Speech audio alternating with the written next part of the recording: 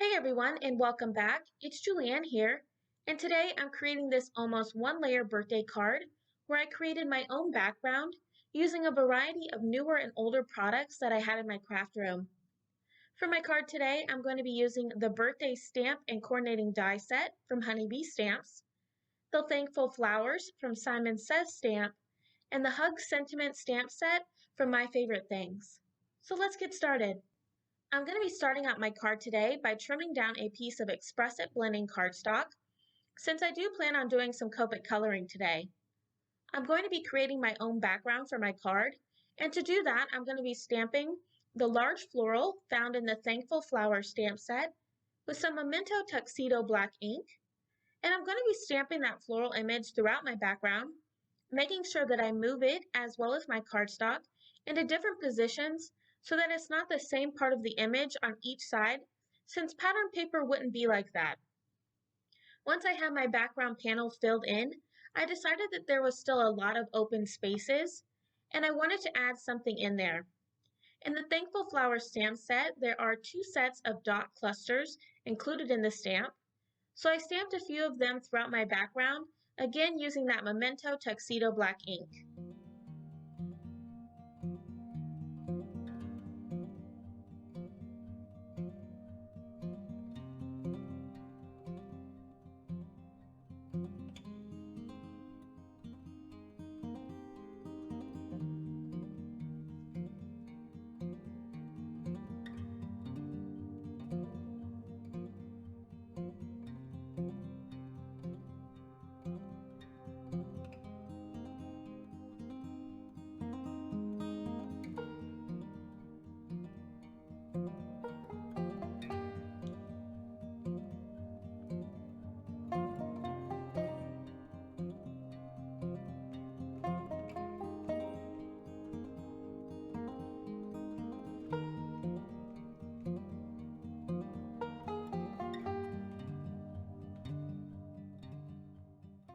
Once I have my background all filled in with that floral image, I'm then going to start in on my Copic coloring. I really wanted my flowers to really pop in my card, so I decided to color them in using a red color combination. And I actually didn't plan on coloring in my background, but once I had finished coloring in all the flowers as well as the leaves, I really felt that there was just a lot of white space, so I decided to color in my background using my favorite blue color combination. For my flowers, I'm going to be doing things a little bit different than I normally do. Instead of starting with my lightest shade and working my way out to my darkest, I'm actually going to be starting with my darkest shade today of R89, and I'm going to be adding some shading to the base of each petal, doing a flicking motion out towards the outside of each petal. Next, I'm going to come in with R29, doing the same, deepening and darkening those shades. And then I'm going to come in with R46, and then finally coming in with my lightest shade of R17. And I'm just going to continue to color in all of my flowers until I have them all colored in before I move on to the leaves. So I'm just going to put on some music, and I'll make sure to have all my marker caps off to the side in case you are interested in what colors I'm using today. And I'll be right back.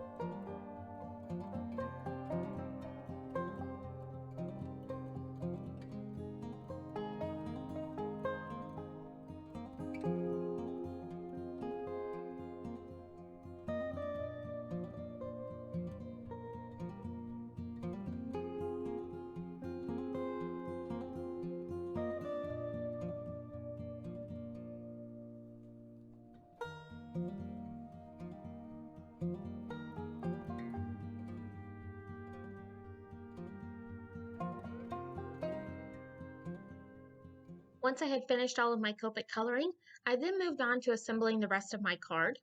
Off camera, I ran the birthday sentiment die from the Honeybee birthday stamp set through my die cutting machine.